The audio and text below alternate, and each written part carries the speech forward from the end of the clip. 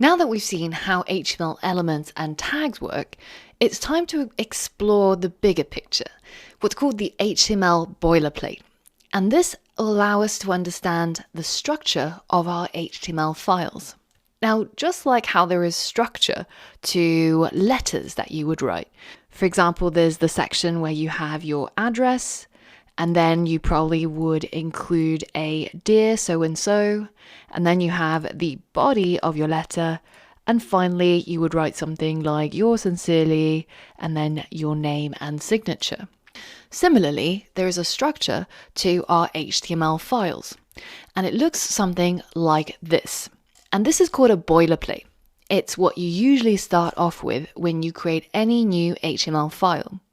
And we're going to go through it line by line so that we understand it. At the top of every HTML file, there should be a doc type declaration, and that's what this tag does. It tells the browser which version of HTML the file was written in.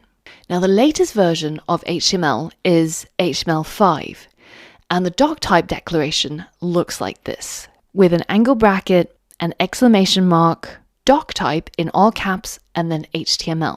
And this line tells any browser that's reading our HTML file that we have written our code in HTML version 5.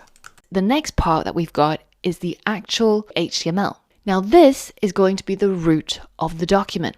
It means that everything else, every other element, no matter if it's an H1 or an image or a link, it's all going to go inside the opening and closing tags of the HTML element. And this attribute where it says lang, this is the language of the text content in that element. So for example, if you're writing a website that is going to be targeted at English speakers, then you're going to set your lang to English, EN. Now, this isn't very important for the users who can see your website. It's more important for the users who can't, because there are various screen readers and assistive technologies that will look at this language attribute so that when they read out the website, they can pronounce the words correctly. Opens profile photo. Follow at you, Angela button. Now, with the HTML element, we're starting to see the beginnings of a hamburger. There's a bun at the top and there's a bun at the bottom. Now, for those of you guys who have been my long-term friends, you know how much I love food analogies, but this is a great one because when we have an HTML element, usually there is the opening and the closing, and everything that belongs in it is sandwiched inside. Now, the next part of the HTML boilerplate is the head element. And this is an area where important information about our website is placed that is not going to be displayed to the user.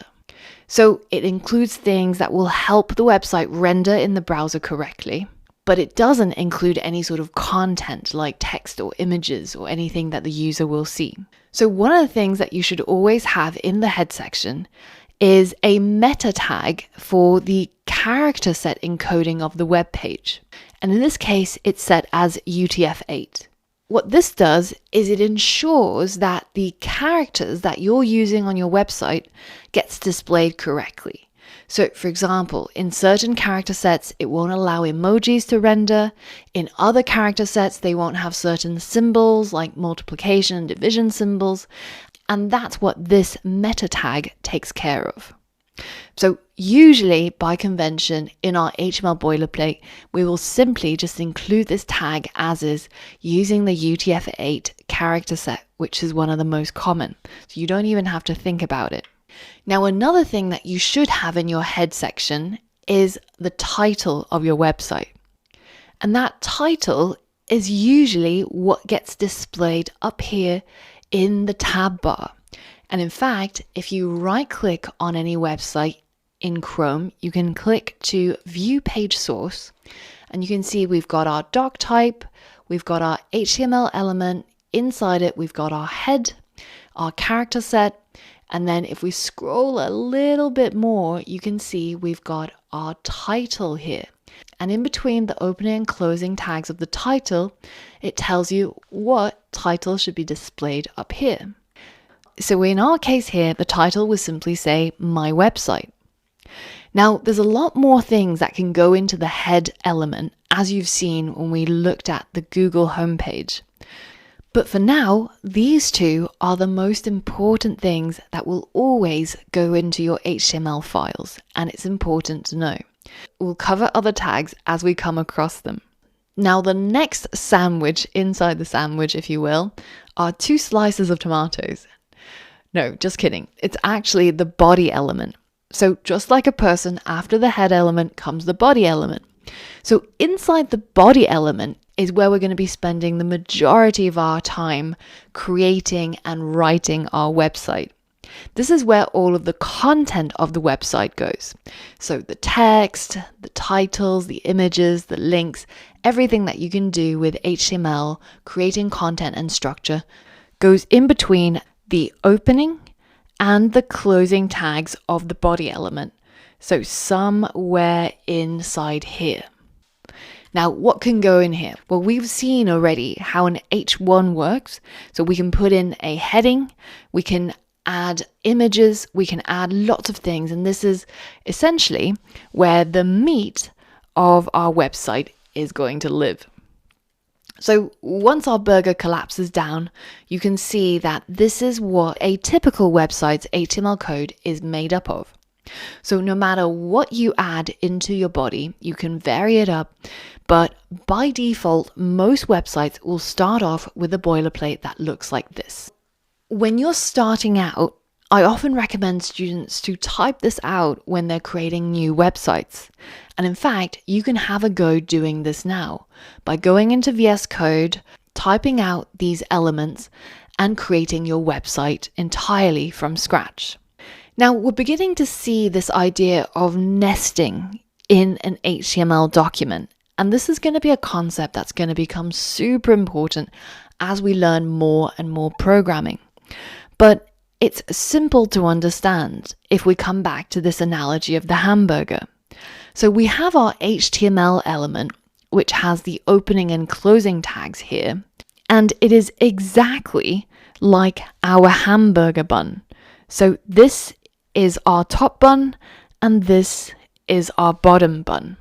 And sandwiched in between is everything that goes inside the HTML element.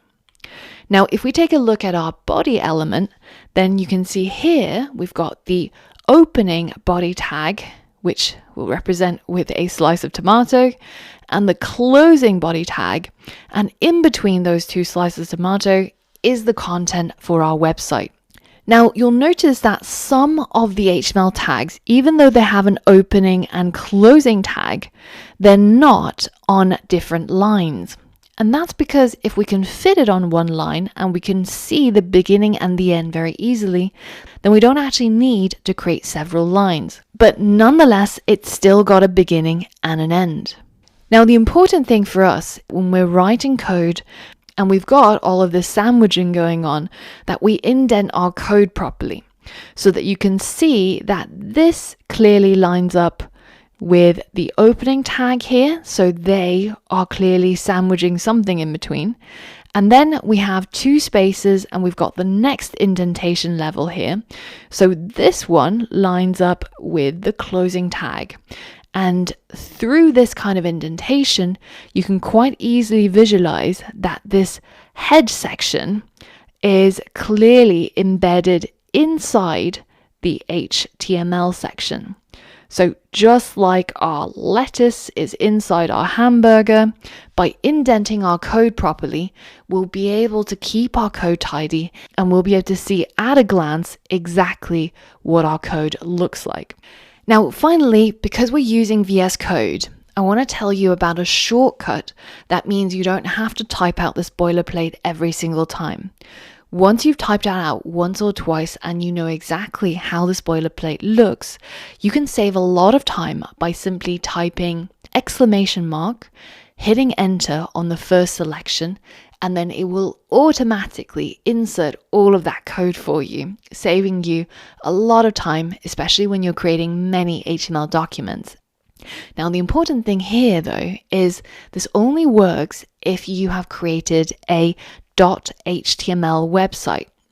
So notice that when you create a new file inside VS Code, if you name it and save it as something.html, then this trick will work. If you save it with another extension, then it won't. Now, there's a couple of things here that we haven't seen before, a couple more meta tags, and there's a lot of other meta tags. But here we've got one line here which says HTTP equivalent XUA compatible content, i.e. Edge. This basically just keeps our code compatible with Internet Explorer. And in fact, I normally don't write this line anymore because Internet Explorer has been deprecated and is no longer in use. So if you want to keep your code clean, you can actually delete this from your VS Code auto-generated boilerplate. Now the next one tells you the viewport, and it defines how the website should be displayed relative to the screen that it's being rendered on. And this line of code just tells the browser how to display your website when it first opens. So now that we've learned all about HTML boilerplates, it's time to build your own boilerplate, or in this case, build your own burger. As you notice, there are endless numbers of HTML elements, and we're going to be creating our own HTML elements. But the important thing here I want you to understand is how nesting works in HTML and how you can keep your code tidy by using good indentation and keeping good programming practices. So if we're building our own imaginary burger, let's imagine the world's best burger. You can have it vegan, you can have it vegetarian, you can have bacon, you can have whatever it is your heart desires, but you have to write it in HTML code. So let's begin by creating a bun. So I've got a bun element that I've created, which has an opening and a closing tag. And I've added an attribute. You can add as many of these attributes as you like. And remember, we add attributes by giving it a name, and then after an equal sign, we give it a value. Now, the next part is for you to invent. So head over to VS Code and build your own burger, adding in whatever elements you want. Add tomatoes, add ham, but make sure that you're keeping the indentation correct and that you're working with this idea of opening and closing tags. But you can be as creative as you like. Be sure to share your code for your burger in the Q&A section. And if you want some inspiration, this is one that I made earlier. But I want you to practice making your own and doing it your way. Have a go at that, and once you're done, head over to the next lesson.